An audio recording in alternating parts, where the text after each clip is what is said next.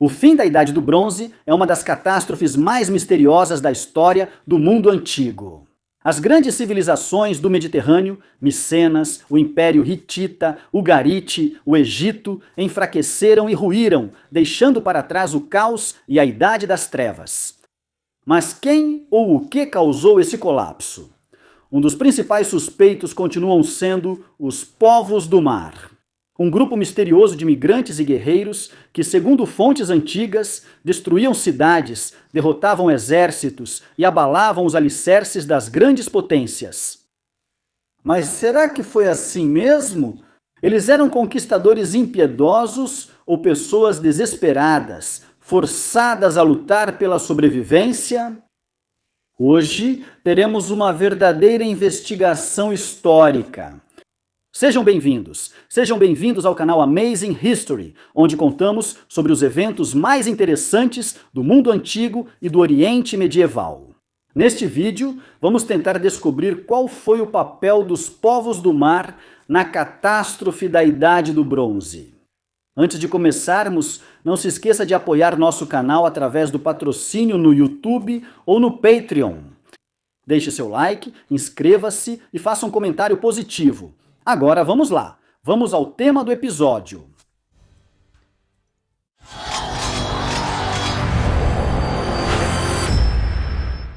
Vamos começar nossa investigação na Síria.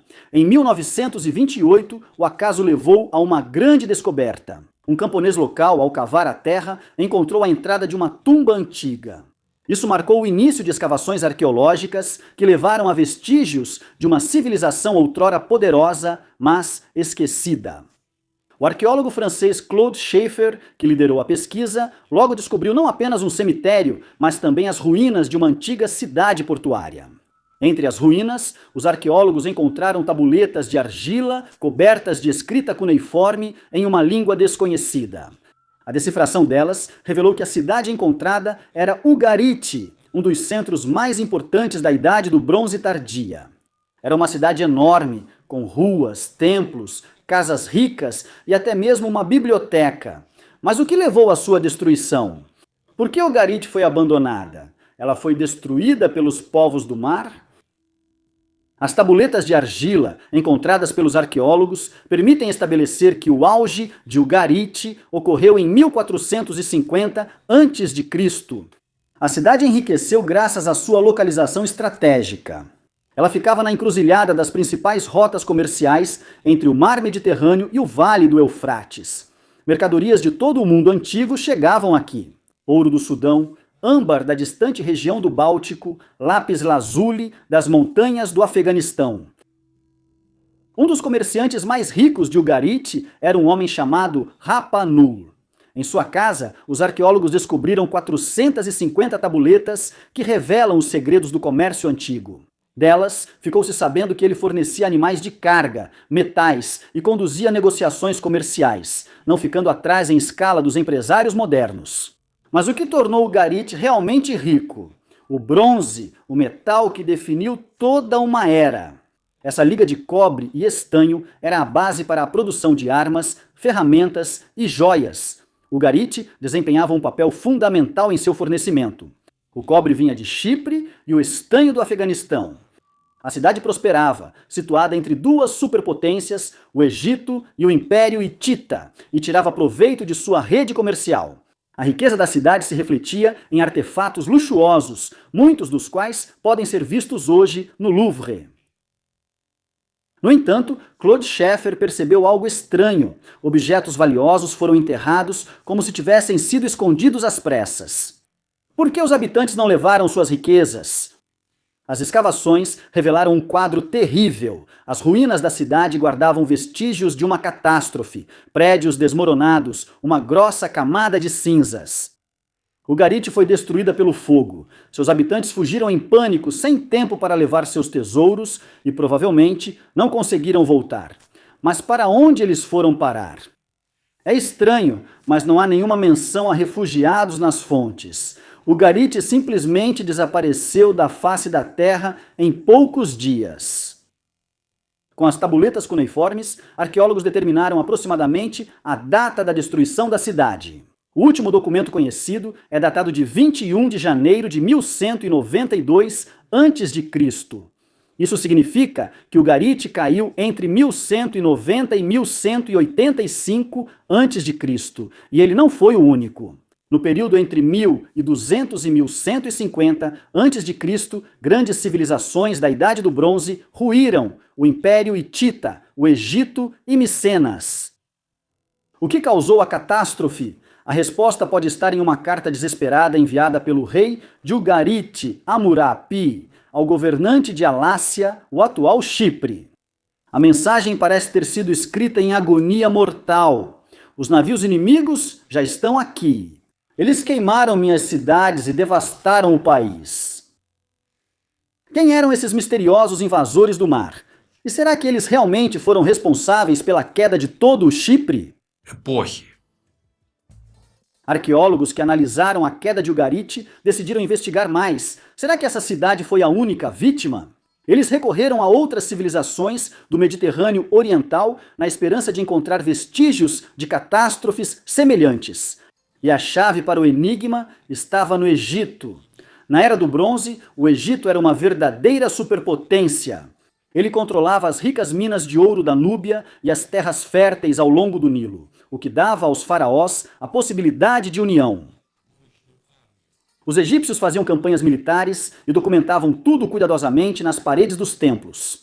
Mas, nos relevos de Medinet Abu, o complexo de templos do faraó Ramsés III, está registrada uma cena preocupante: o ataque de invasores desconhecidos vindos do mar.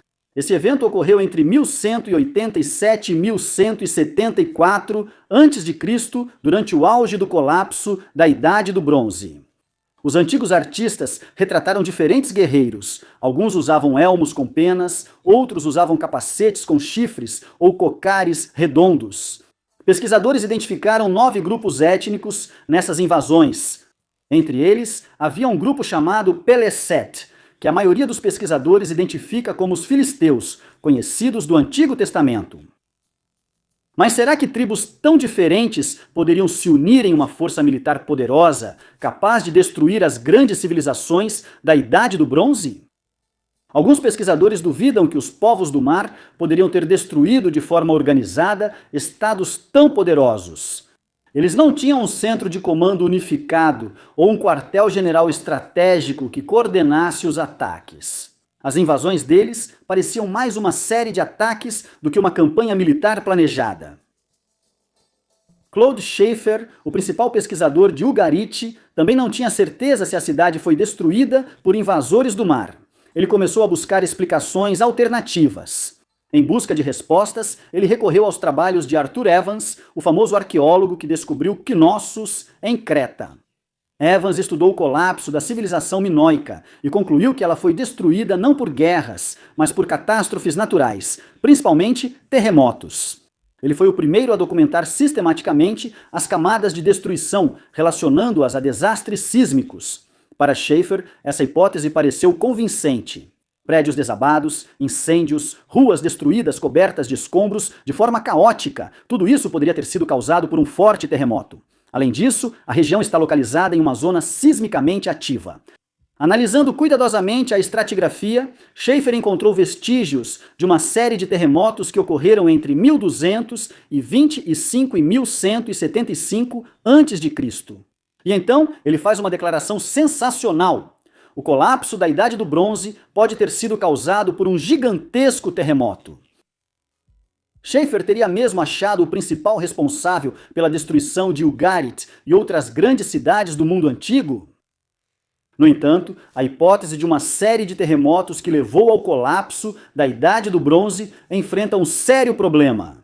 Mesmo após um cataclismo devastador, as cidades geralmente são reconstruídas. Os habitantes não abandonam suas terras natais sem uma necessidade extrema.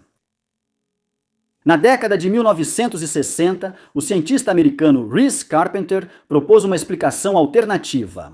Ele apresentou uma ideia revolucionária. A causa do colapso das grandes civilizações não foram guerras ou terremotos, mas uma seca severa e a fome que se seguiu.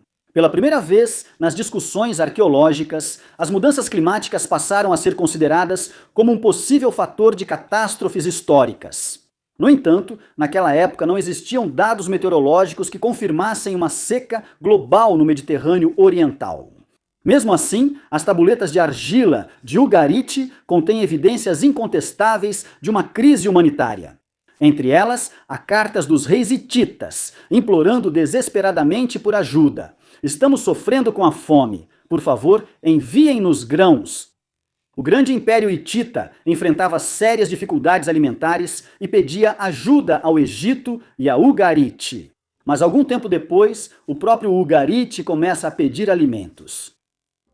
Mas se a causa do êxodo foi a seca, por que os moradores ricos deixaram a cidade às pressas, abandonando seus objetos de valor? Se fosse uma saída planejada, eles teriam levado seus tesouros, mas, em vez disso, escondiam ouro e joias, como se esperassem voltar. Uma fuga tão apressada indica uma ameaça imediata.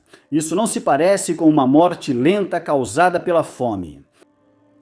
A cidade parece ter sido atacada, mas existem provas diretas de que Ugarit realmente caiu sob o ataque dos inimigos? Os arqueólogos voltam novamente à camada de destruição de Ugarit. Entre os prédios desmoronados e vestígios de incêndios, eles encontram provas decisivas, pontas de flecha espalhadas pelos bairros residenciais e ruas. Isso indica combates diretamente dentro da cidade, nos últimos dias de Ugarit. Fontes antigas confirmam que os Ugaritas temiam ataques vindos do mar. Será que seus piores temores se tornaram realidade? Será que Ugarit foi realmente destruída pelos povos do mar?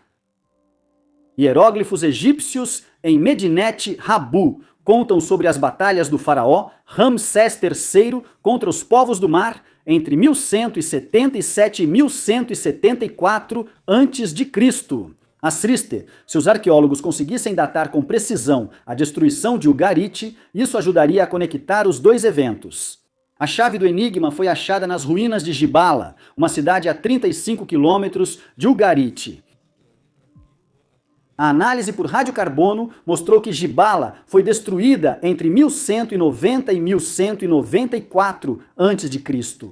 A Sicrisse. Isso significa que Ugarit pode ter caído aproximadamente na mesma época, cerca de 10 a 15 anos antes do ataque dos povos do mar ao Egito.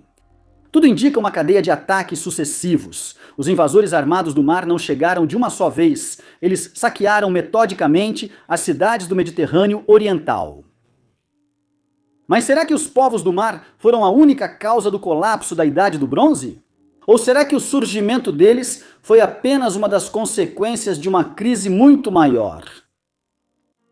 Os arqueólogos seguem estudando civilizações do fim da Idade do Bronze. A teoria de que os povos do mar foram decisivos no colapso do mundo antigo parece cada vez mais provável. No mundo micênico, foram encontrados vestígios da destruição de grandes palácios em Micenas e Tirinto. Grandes incêndios atingiram os edifícios, mas quem estava por trás disso ainda é um mistério. No entanto, o fato permanece. As civilizações estavam desmoronando e, junto com elas, a escrita também desaparecia. Em Micenas, a escrita era usada principalmente para fins burocráticos, para o controle de impostos, mercadorias e pagamentos. O Império Hitita tinha um sistema semelhante. Quando as estruturas estatais ruíram, a necessidade da escrita desapareceu. E ela simplesmente deixou de existir. Não se sabe se os povos do mar destruíram Micenas, mas o período dos acontecimentos coincide com o colapso geral da Idade do Bronze.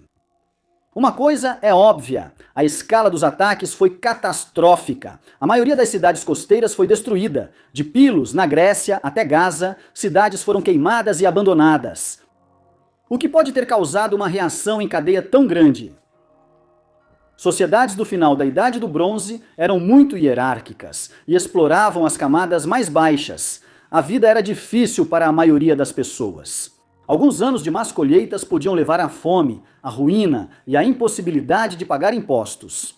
A crise social gerava vagabundagem, banditismo e pirataria. É bem possível que os povos do mar tenham surgido justamente como grupos dispersos de migrantes desamparados, forçados a saquear e conquistar novas terras para sobreviver.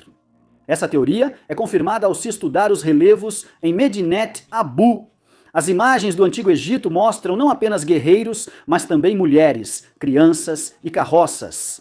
Isso não é apenas uma campanha militar, é uma migração em massa de povos. Se analisarmos a situação no Mediterrâneo como um todo, fica evidente uma reação em cadeia de eventos. Primeiro, a invasão dórica nos Balcãs causou um abalo na Grécia.